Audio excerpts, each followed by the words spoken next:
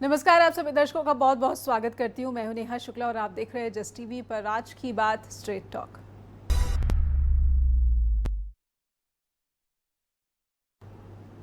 तो नीतीश बिहार के मुख्यमंत्री पहली बार एसआईआर जो कि चुनाव आयोग की मतदाता सूची के इंटेंसिव रिवीजन की प्रक्रिया है उस पर बोले हैं, विधानसभा के भीतर बोले हैं और उनके इस बयान से कई मतलब निकाले जा रहे हैं कि अब तक उनकी चुप्पी अब खुलकर समर्थन सामने आ चुका है चुनाव आयोग की इस प्रक्रिया को और एनडीए के तमाम दल खुलकर समर्थन कर रहे हैं। लेकिन इसके साथ ही जेडीयू के एमपी और कुछ विधायक भी एसआईआर पर अब चिंता जताने लगे हैं। तो क्या जेडीयू अब विभाजित होने लगी है एसआईआर के मुद्दे पर, या फिर चुनाव आयोग का जो नया आंकड़ा है वो कितनी बड़ी चिंता है बिहार में संवैधानिक प्रक्रिया को लेकर, लोकतांत्रिक प्रक्रिया को लेकर? आइए अपने तथ्य आज हम अपने दर्शकों के सामने पहले रखें, उसके बाद आज के जो खास मेहमान हैं उनसे बिहार के इस सियासी रणनीति को समझने की कोशिश करें। तो नीतीश कुमार का एसआईआर पर बयान है, अब इसे सुधार कहा जाए या साजिश कहा जाए, ये तो आज के स्ट्रेट टॉक के जरिए हम समझने की कोशिश करेंगे। 18 लाख मतदाता मृत पाए गए हैं, ये चुनाव आयोग के जो ताज़ा आंकड़े हैं हम अपने दर्शकों के सामने रख रहे हैं। 26 लाख मतदाताओं को स्थायी रूप से स्थानांतरित चुनाव आयोग ने दर्शाया है। लगभग 7.5 लाख मतदाता एक से अधिक जगह पर पंजीकृत पाए गए हैं। 21 जुलाई 2025 तक घर घर जाकर सर्वेक्षण चुनाव आयोग ने कराया, इस बात का दावा कर रहा है। 11,000 मतदाताओं के बारे में जानकारी नहीं मिली, ये बात भी चुनाव आयोग ने दावे में कही है। वोटर लिस्ट से क्या अब ये 51 लाख नाम काट दिए जाएंगे, इस पर बातचीत शुरू हो रही है। इससे पहले 30 से 35 लाख का आंकड़ा सामने आ रहा था, लेकिन अब उसमें सीधे से सीधे 15 से 20 लाख का जो इजाफा हो गया है और क्या ये आने वाले दिनों में और बढ़ेगा? आइए स्वागत कर लेते हैं। हमारे साथ जुड़ चुके हैं, फॉर्मर एमपी हैं, सांसद रह चुके हैं, अली अनवर अंसारी पसमानदा मुसलमानों के लिए लंबे समय से मुखर रहे हैं और अभी हाल ही में कांग्रेस पार्टी का दामन थामा है। बहुत बहुत पहले तो मैं आपको मुबारकबाद देना चाहती हूँ अली अनवर अंसारी सर कि आप कांग्रेस में शामिल हुए, हालांकि जेडीयू के साथ काम करने का भी आपका एक लंबा अनुभव रहा है। बहुत बहुत स्वागत करती हूँ आपका। शुक्रिया। हाँ जी सर, बिहार के मुख्यमंत्री एसआईआर की प्रक्रिया जब से शुरू हुई तब से लगातार खामोश रहे, लेकिन विधानसभा के भीतर अब तो खुलकर एसआईआर पर वो समर्थन कर रहे हैं, तेजस्वी यादव को उनका इतिहास याद दिला रहे हैं। तो क्या ये माना जाए कि उनकी खामोशी जो है पूरा समर्थन ही थी एसआईआर को लेकर, जबकि 51 लाख वोटर्स के नाम काटे जाने की चिंता विपक्ष जता रहा है? देखिए नीतीश जी, अब तो असेंबली में हंगामा हो रहा है जी, और अपोजिशन काफ़ी मजबूत है वहाँ। यहाँ पार्लियामेंट में भी वही स्थिति है। अभी मैं दिल्ली में हूँ जी, तो मैंने देख रहा हूँ और आप भी वहाँ से देख रही होंगी। और बिहार तो चूँकि बिहार में तुरंत चुनाव होने वाला है अक्टूबर नवंबर तक, तो यहाँ तो पूरा कोहराम मचा हुआ है गांव-गांव में। और जो भी आंकड़े आप बता रही हैं कि इलेक्शन कमीशन ने बताया है, ये सब बोगस है, फर्जी है। अभी मैं आपको बताऊं नेहा जी कि मेरा जो वोट है अपने गृह नगर में बक्सर जिले के डुमरांव में, तो जब मैं वहाँ गया और अपनी पत्नी को के साथ मैं गया और हमने सोचा कि फॉर्म आ गया होगा, इलेक्शन कमीशन कह रहा है कि हर जगह 2-2 फॉर्म पहुंच गया है, एक पर रिसीविंग होगा, एक पर भर करके देना होगा। तो जो भी डॉक्यूमेंट है, हम लोगों को तो पासपोर्ट भी है और भी सरकारी डॉक्यूमेंट है, तो वो लगा करके और हमको देना था। तो वहाँ जब गए तो हमने पूछा कि भाई कोई बीएलओ आया है जो ले करके चुनाव आयोग के तरफ से कोई कर्मचारी आया है? तो पता चला कोई नहीं आया है। तो बहुत पता लगाने के बाद पता चला कि एक आदमी है, तो उसको हमने फ़ोन किया और कहा कि भाई हम लोग इसी काम के लिए आए हैं, आप हमको फिर निकलना है, हमारी दूसरी मीटिंग है पटना में और दूसरी जगह, फिर दिल्ली भी जाना है हमको। तो ये समझिए कि तब जाकर के वो फॉर्म ले करके आया, एक फॉर्म ले करके आया। हमने कहा कि रिसीविंग हमको कैसे दीजिएगा, तो कहा कि सर एक ही फार्म हम लोगों को मिला है। तो हमने उसकी वीडियोग्राफी कर ली, उसको देते हुए हमने अपने और हमारा भाई छोटा है और उसकी पत्नी है, चारों आदमी ने अपना फॉर्म भर करके और उसकी रिकॉर्डिंग कर ली। फिर उसके बाद हमने वहाँ से हम चले आए और हमने सीओ से कहा, सीओ से फिर कहा कि भाई रिसीविंग आप लोग क्यों नहीं दे रहे हैं? इलेक्शन कमीशन तो कह रहा है कि 2 कॉपी में जाएगा फॉर्म, एक दोनों को भर दीजिए, एक पर उसका रिसीविंग ले करके एक अपने पास रख लीजिए जी। तो हफ्ते भर बाद हमारा रिसीविंग हमारे घर का माने आया है। तो हमारे कहने का मतलब कि देखिए ये तो एकदम तुगलकी फरमान है और 11 तरह के जो प्रमाण मांगे जा रहे हैं और दस्तावेज मांगे जा रहे हैं उसके साथ। सबसे बड़ी बात है कि वो सबके पास होगा नहीं। मान लीजिए कि अभी हमारी ही बात करिए तो जन्म तिथि का हमारे पास कोई अभी प्रमाण नहीं है जी। ये बात और है कि और भी हमारा CGHS का कार्ड है या हमारा पासपोर्ट है और हमारी पत्नी का पासपोर्ट है, CGHS का कार्ड है, उसमें जन्म तिथि है, तो हमने दोनों लगा करके और उनको दे दिया जी। अब ये तो बात हुई मैंने जो लोग पहले से 2003 से पहले से मैंने वोट देते आए हैं। हमारी अब 71वें साल में हम प्रवेश किए हैं उम्र के जी। तो लेकिन जो नए लोग हैं सबके पास कहाँ गांव में ये में सबके पास रहता है दस्तावेज, जन्म प्रमाण पत्र कहाँ रहता है? पिता का भी ये मांग रहे हैं कि उनका भी जन्म प्रमाण पत्र दीजिए। तो ये एक तरह से ये नेहा जी ये इस तरह का रिवीजन जो इंटेंसिव रिवीजन की बात कर रहे हैं, SIR की बात कर रहे हैं, तो ये तो पहले भी हो चुका है, 2003 में भी हो चुका है, लेकिन इस तरह का कोई कोहराम नहीं बचा। तो इलेक्शन कमीशन की जो मंशा है, जो जाहिर है कि इलेक्शन कमीशन अब पहले वाला इलेक्शन कमीशन नहीं रहा। बहुत तकलीफ की बात है कि वो बिल्कुल सरकार के इशारे पर, और आपने ठीक लगाया है कि ये साजिश है, ये सुधार की बात नहीं है, इनकी मंशा साजिश है कि बड़े पैमाने पर बिहार के लोग पलायन करते हैं नौकरियों के लिए, देश क्या विदेशों में जा कर के रहते हैं जी। तो इतने कम समय में अपना खर्चा वर्चा लगा करके वो किस तरह आएंगे? और फिर 2 महीना के बाद उनको वोट देने के लिए भी आना है जी, तो जी। गरीब लोग सब इसमें छट जाएंगे, वो नहीं आ पाएंगे। लाखों की बात नहीं है, करोड़ों लोगों को। और यहाँ पर तो सब चीज का पर्दाफाश हो गया है। अजीत अंजुम साहब हैं, एक यूट्यूबर हैं और पुराने पत्रकार हैं, हमारे साथ भी काम किए हैं। जब मैं पत्रकार था वो भी पटना में पत्रकारिता किए हुए हैं।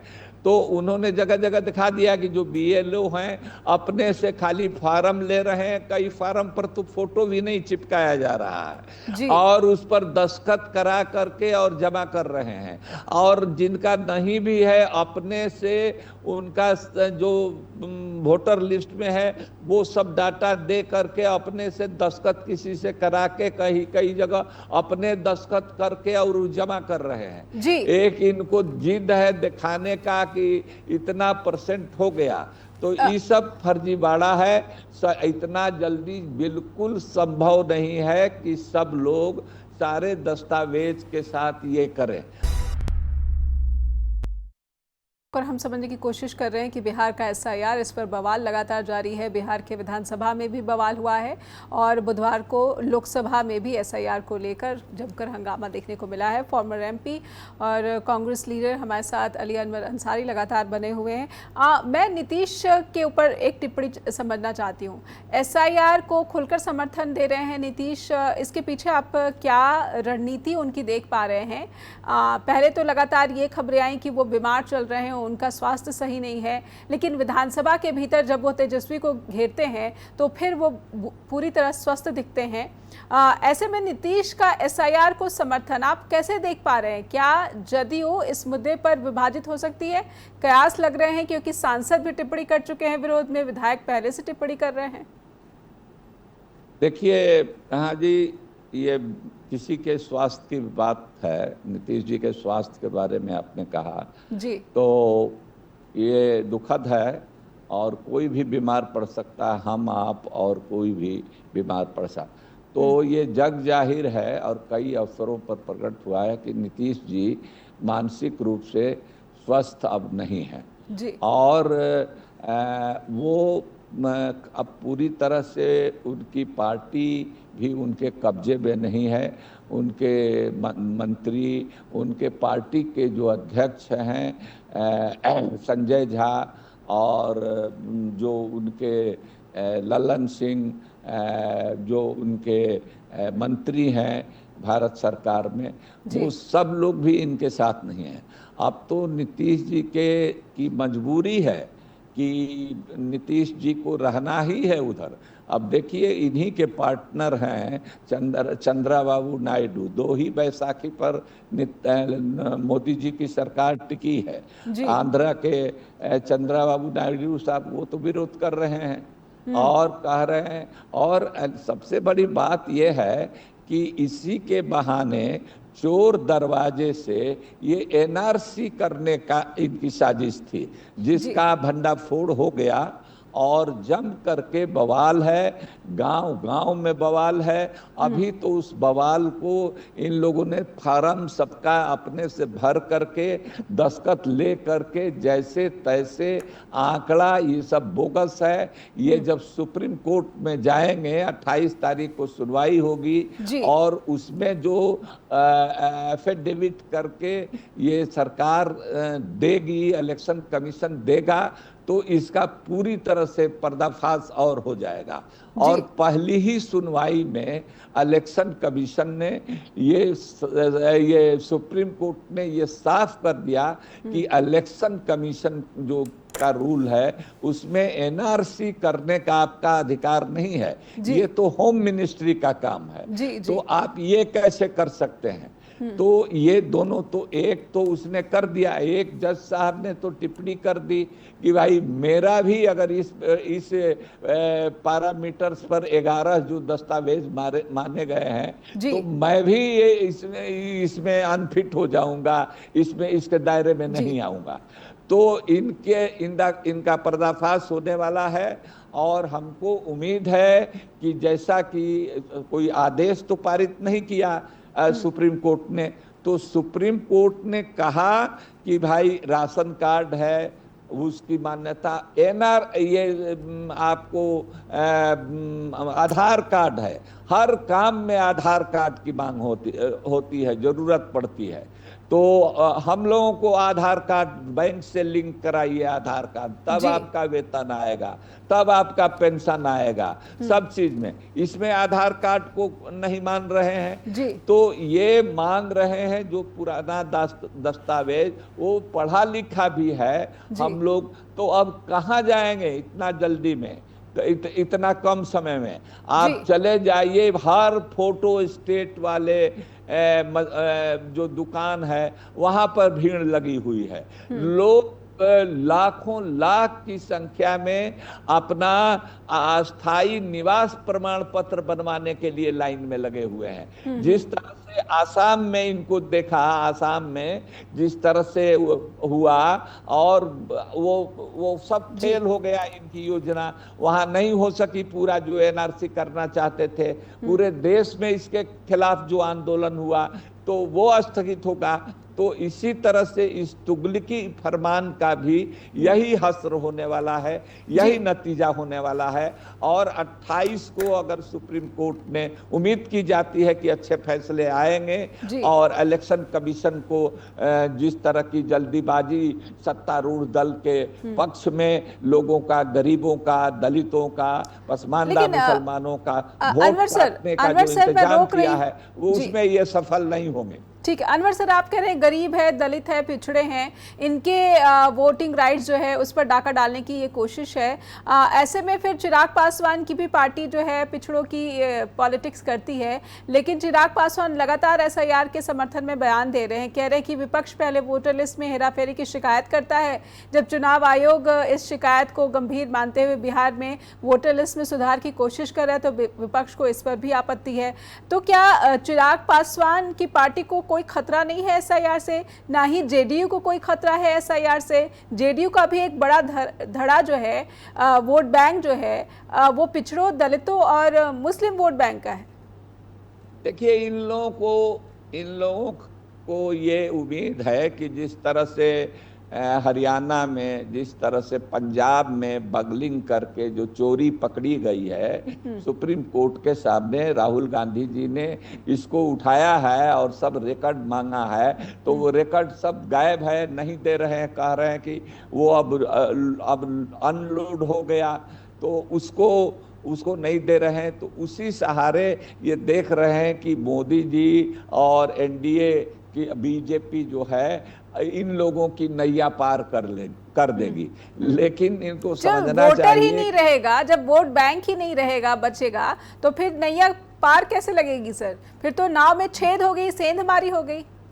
देखिए कई बार कश्मीर में या और जगह पर बड़े पैमाने पर वोट बहिष्कार हुआ है, कुछ लोगों ने ही वोट दिया है और उसी में बेईमानी करके इलेक्शन कमीशन अगर इसकी नियत में खोट हो जाए और खराबी आ जाए और सुनने के लिए तैयार नहीं अपोजिशन लीडर्स को, उनकी बातों को, तो इलेक्शन कमीशन जब ये काम करने लगे, बहुत चालाकी से, ये मानना पड़ेगा कि मोदी सरकार ने इस बार पहले की तरह नहीं, जो भी काम किया है लोगों का, गरीबों का वोट पर डाका डालने का, वो भाया इलेक्शन कमीशन किया है। तो इलेक्शन कमीशन की साख मिट्टी में मिल गई है, धूल में मिल गई है, और इस तरह से अगर जबरदस्ती करेंगे तो यहाँ पर बहुत बड़ा बवाल एकदम ग्राउंड जीरो लेवल से शुरू होगा, संभालना मुश्किल हो जाएगा। करोड़ों लोगों का वोट संभव ही नहीं है इतना कम समय में। देखिए आप जानती हैं नेहा जी कि हिंदू भाई छठ में आमतौर पर बाहर से लोग घर में आते हैं, छठ का त्योहार करके जाते हैं, तो होली वगैरह में आते हैं, तो यही दो त्योहार है। मुसलमानों के लिए बकरीद है और ईद में वो लोग आते हैं, मुहर्रम में आते हैं, तो ये सब करके लोग चले गए हैं और फिर से आना और फिर वोट देने के लिए आना संभव नहीं है।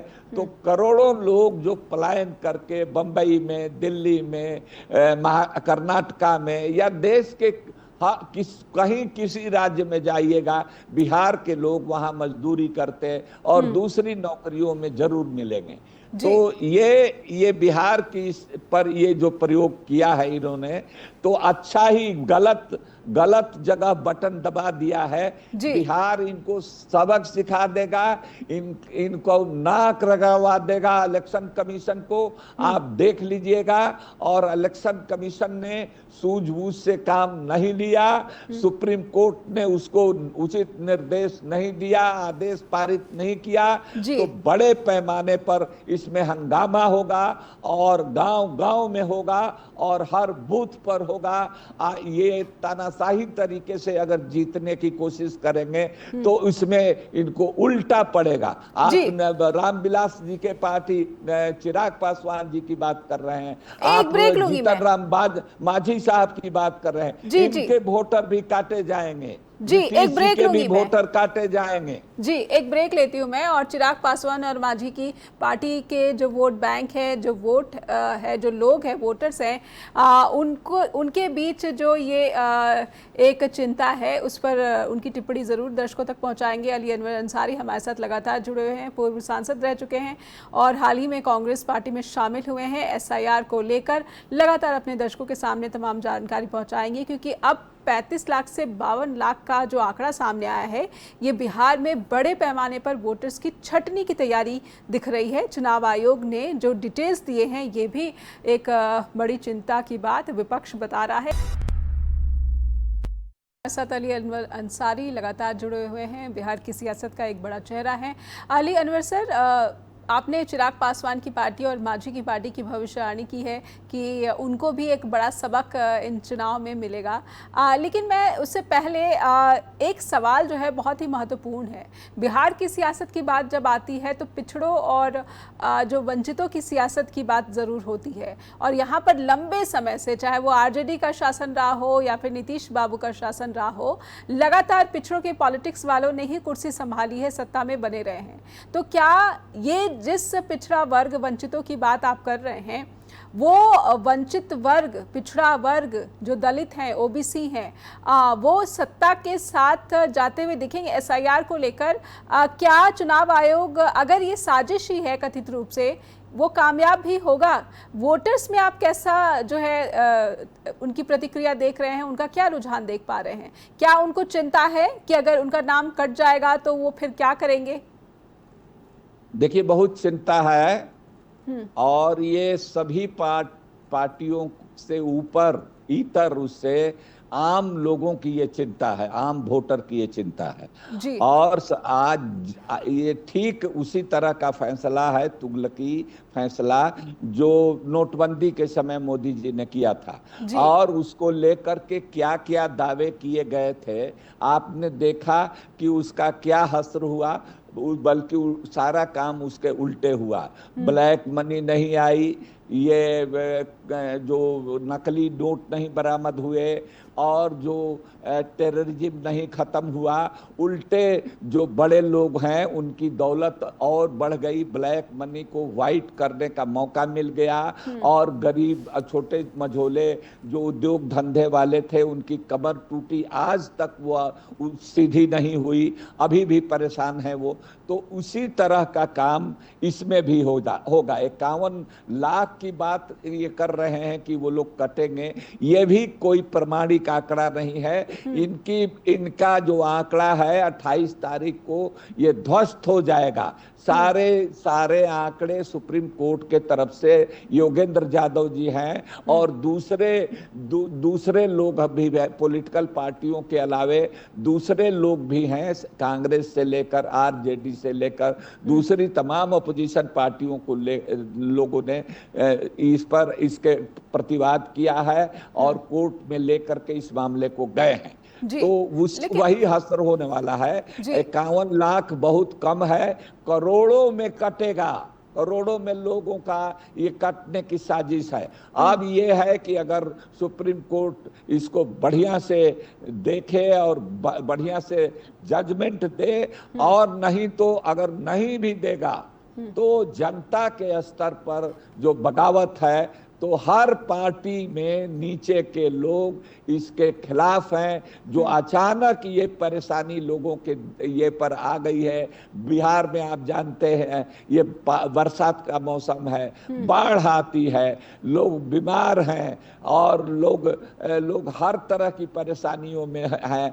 अब ये एक दूसरी परेशानी जिसकी दूर दूर तक कोई संभावना नहीं थी, अचानक एक दिन पहले 24 को ये करते हैं और कहते हैं कि 25 से हर घर में, और एक बार नहीं 3 बार BLO जाएगा। ये 3 बार का, एक गांव में चले जाइए, कोई एक दो चार लोग ऐसे मिल जाएंगे जिसके यहाँ बीएलओ गया हुआ है, तो बीएलओ पहुंचा नहीं है।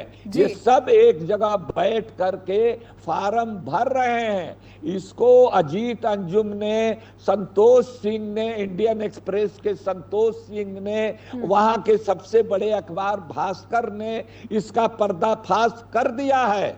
और ये कोई लुकी छिपी बात नहीं है कि ये पार्टियां कह रही हैं।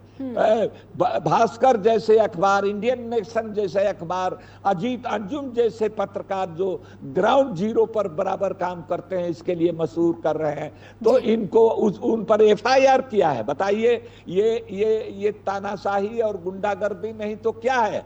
अगर पत्रकार देख रहा है, दिखा रहा है, विजुअल दिखा रहा है कि इसमें फर्जीवाड़ा चल रहा है, एक जगह 15-20 बीएलओ बैठ करके सब फार्म भर करके और वहां दस्तखत करा रहे हैं कि जिस किसी से, ये कैद है सब कैमरे में।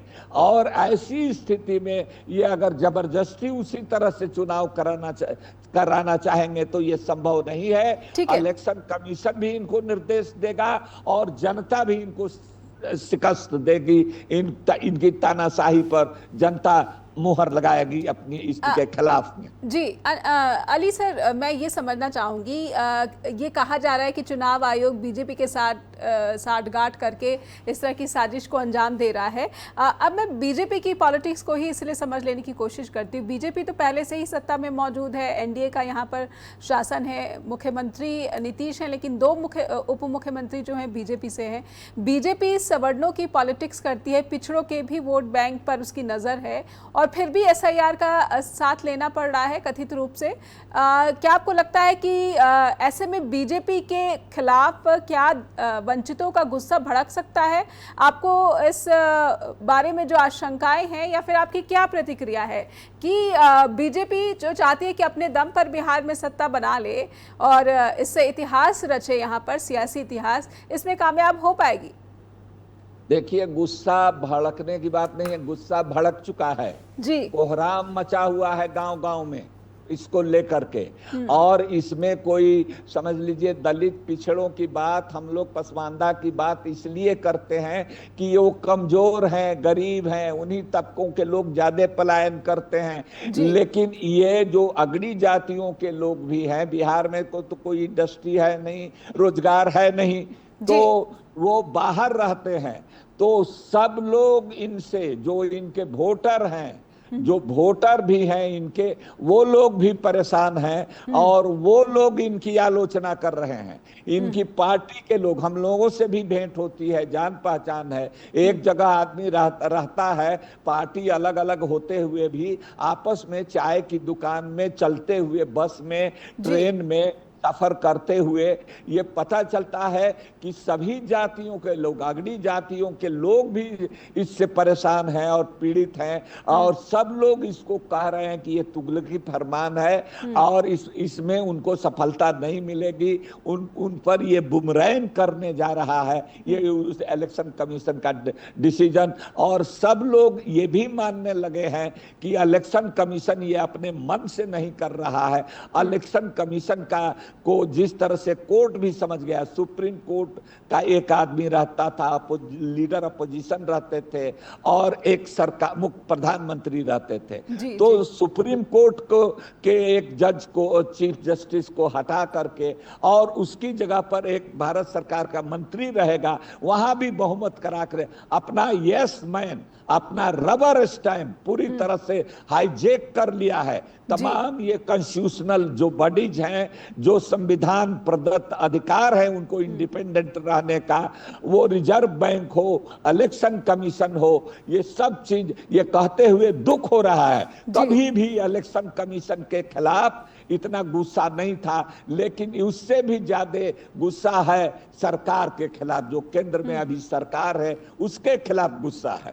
प्रधानमंत्री जी चले गए, विदेश भाग गए, उनको पार्लियामेंट में इसका जवाब उनको भी देना पड़ता, लेकिन लेकिन वो भाग गए। और भी बहुत सारे मसले हैं, गरीबी है, महंगाई है, बेरोजगारी है, देश का जो अपमान हुआ है, जिस तरह से ट्रंप इस देश डिक्टेट कर रहे हैं मोदी जी को, तो ये सारे चीजों पर लोगों को मिला जुला गुस्सा इस चुनाव में बिल्कुल जो कहिए एनडीए का सफाया हो जाएगा अगर ये पीछे नहीं हटेंगे। हारना तो है ही इनको, एक बात नोट कर लीजिए कि इस चुनाव में इनको हारना है।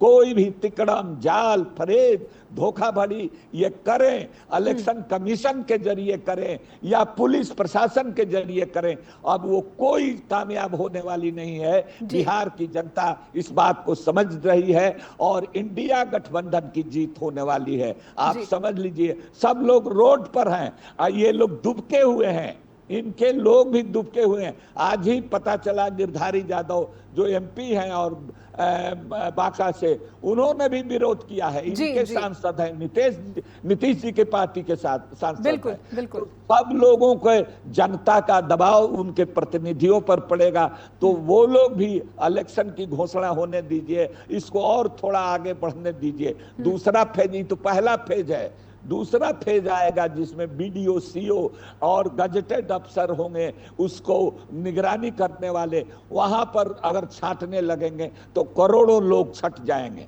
और जब ये खबर, सच्ची खबर, ये जितना भी दबाएं, आंकड़े दबाने में, छुपाने में और उसका उलट फेर करने में इस सरकार का कोई सानी नहीं है। ये लेकिन जनता इस बात को ये समझ रही है। ठीक है, एक छोटा सा ब्रेक लूंगी मैं। ऐसे में नीतीश के राजनीतिक भविष्य को क्या आप यहीं पर पूर्ण विराम लगता हुआ देख पा रहे हैं? जो बिहार के आने वाले विधानसभा चुनाव हैं, इसके साथ ही नीतीश की सियासी पारी का भी खात्मा हो जाएगा, क्योंकि जदयू में ही जो है अब विरोध के सुर उठने लगे हैं एसआईआर को लेकर। हालांकि सीएम खुलकर समर्थन करते हुए बुधवार को विधानसभा के भीतर देखे जा चुके हैं। अली अनवर अंसारी हमारे साथ लगातार बने हुए हैं। अली अनवर सर, नीतीश की सियासी पारी पर आपकी टिप्पणी लेना चाहूँगी।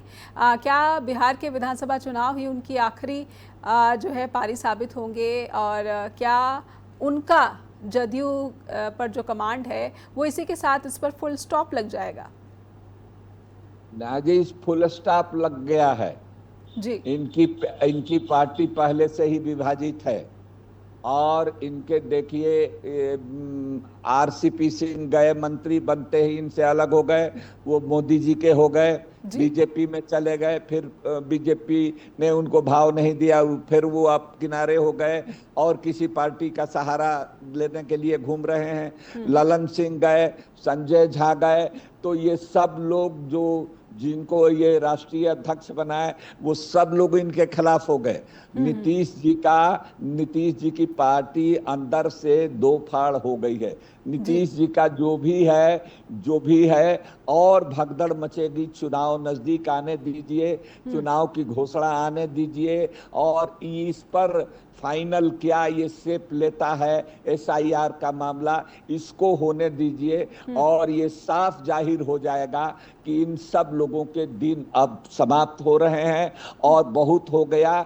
अब आगे जब बिहार की जनता परिवर्तन चाहती है, बदलाव चाहती है, इस सरकार को हटाना चाहती है, लोग बहुत परेशान हैं।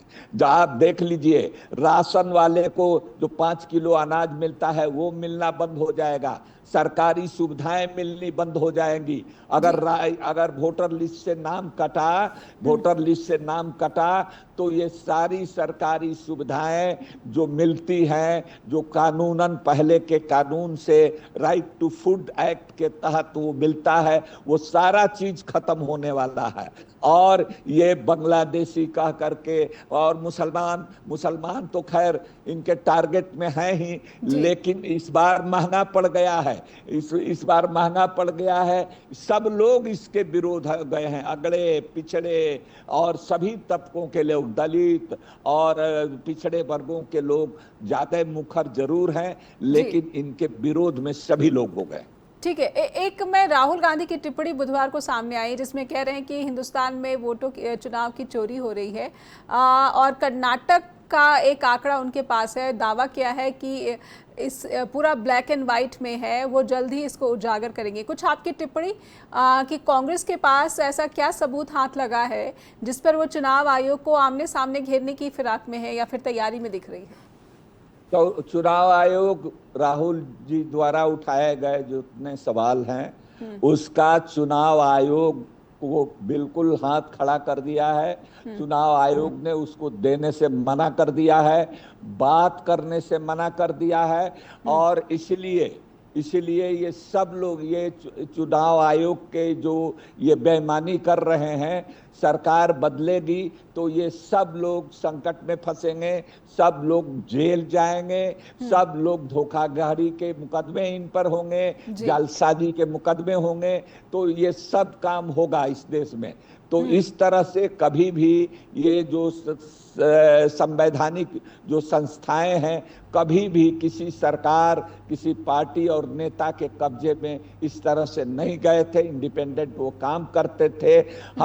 हमने 25 साल तक हम जर्नलिस्ट भी रहे हैं, उस रूप में भी हम लोगों ने देखा है, वो औरा देखा है और वो धाक देखा है इलेक्शन कमीशन का। लेकिन अब वो सब कुछ खत्म हो गया है, इसलिए कि उनकी अपनी क्रेडिट खाक में मिल गई है और वो सब लोग समझ गए हैं कि ये जो सरकार है मोदी जी की, उनके इशारे पर इस तरह से बिहार का चुनाव जीतने के लिए, तो बिहार का चुनाव तो हारेंगे ही। अब बिहार का चुनाव के बाद बंगाल का चुनाव भी हारेंगे, उत्तर प्रदेश का चुनाव भी हारेंगे, और ये अगले चुनाव तक ये खुद प्रधानमंत्री नहीं रहेंगे। बीजेपी में ये बगावत की स्थिति पैदा होगी, उसमें देर नहीं है। और देख लीजिए एक अध्यक्ष तक नहीं ये चुन पाए हैं अभी तक। अभी कहा है कि 15 अगस्त को करना है, ये कई बार एक्सटेंशन पर चल रहे हैं, इनके अध्यक्ष मंत्री भी हैं, अध्यक्ष भी हैं। तो ये आप देख लीजिए, ये अभी इस्तीफा हो गया उपराष्ट्रपति पद का, उसको लेकर बवाल मचा हुआ है और देश की जो स्वाभिमान, अस्मिता और गौरव पर जो चोट पहुंची है, और जो हत्यारे हैं, जो जिन्होंने कत्ल किया है हमारे देश के 26 लोगों का पहलगाम में, उन सब लोगों का जवाब देने से ये भाग रहे हैं। ये चोरी तो एकदम सबूत के साथ पकड़ी गई है। महाराष्ट्र की, हरियाणा की, कर्नाटक की आपने बात की, सब चोरी पकड़ ली गई है। और सवाल यह है कि इलेक्शन कमीशन क्या कर रहा है। तो इलेक्शन कमीशन पर से अगर विश्वास टूटा, हटा, तो समझिए कि इस देश में बगावत की स्थिति पैदा हो जाएगी। जी, एक छोटी टिप्पणी मैं बीजेपी के हिंदुत्व के एजेंडे पर ज़रूर लेना चाहूँगी कि बीजेपी बिहार में लगातार अपने हिंदुत्व के एजेंडे को ही जो है पॉलिटिकल एजेंडा बनाने की कोशिश करती दिखी है। क्या इस बार उसका जो हिंदुत्व का एजेंडा है वो विधानसभा चुनाव में रंग नहीं लाएगा? क्योंकि अगर पूरी कवायद समझने की कोशिश की जाए, इन आरोपों के पीछे की जो वजह समझने की कोशिश की जाए, तो बीजेपी आरएसएस के माध्यम से चाहती है कि बिहार में उसके हिंदुत्व के एजेंडे को एक नई धार मिले। आपकी टिप्पणी, विधानसभा चुनाव में कोई रंग नहीं दिखा पाएगा? बिल्कुल नहीं दिखा पाएगा। हालांकि अंदर से इनकी तैयारी हर समय है जी। हर अवसर, रामनवमी का अवसर हो, चाहे मुहर्रम का अवसर हो, चाहे और कोई अवसर हो, ये इस तरह की कोशिश करते हैं। लेकिन और सबसे बड़ी कोशिश ऑपरेशन सिंदूर को लेकर के इन्होंने किया था, लेकिन वो एक सुपर फ्लॉप हो गया है और उसकी बात भी ये अब करने से डर रहे हैं। उसकी बात भी पार्लियामेंट में तो कर ही रहे हैं, जनता में भी उसकी बात अब ये नहीं कर रहे हैं। नहीं, जनता में अंसारी सर, पीएम मोदी जब भी बिहार की धरती पर जाते हैं तो ऑपरेशन सिंदूर की बात जरूर करते हैं, पहलगाम की बात जरूर करते हैं और कहते हैं कि बिहार की धरती से ही मैंने ये आतंकवाद के खिलाफ लड़ाई का ऐलान किया था। लेकिन वो दरभंगा में गए थे तो ऑपरेशन सिंदूर वगैरह की बात उन्होंने की थी और ये कहा था कि उनकी नसों में सिंदूर प्रवाहित हो रहा है, लेकिन वही है जब आए समझ लिया कि इसका रिस्पांस नहीं हो रहा है, भीड़ नहीं जुट रही है, लोग रिस्पांस नहीं कर रहे हैं, बॉडी लैंग्वेज जो भी जुटे हैं उसको देख करके, तो विक्रमगंज की सभा में इन सब बातों की बिल्कुल उन्होंने चर्चा नहीं की, इसके अलावे दूसरी बातों की चर्चा करने लगे। जी, बहुत बहुत धन्यवाद देना चाहूँगी अली अनवर अंसारी सर, आपने समय दिया स्ट्रेट टॉक के मंच पर आए, इसलिए बहुत बहुत आभार व्यक्त करती हूँ आपका। दर्शकों से अनुरोध कि बिहार में 51 लाख वोटर्स के नाम वोटर लिस्ट से काटे जाने की तैयारी हो रही है। चुनाव आयोग ने जो आंकड़े दिए हैं उस पर अभी जो है अंतिम फैसला तो नहीं है, लेकिन ये शायद कवायद शुरू हो गई है बड़े पैमाने पर वोटों का जो है काट छाट छटनी की।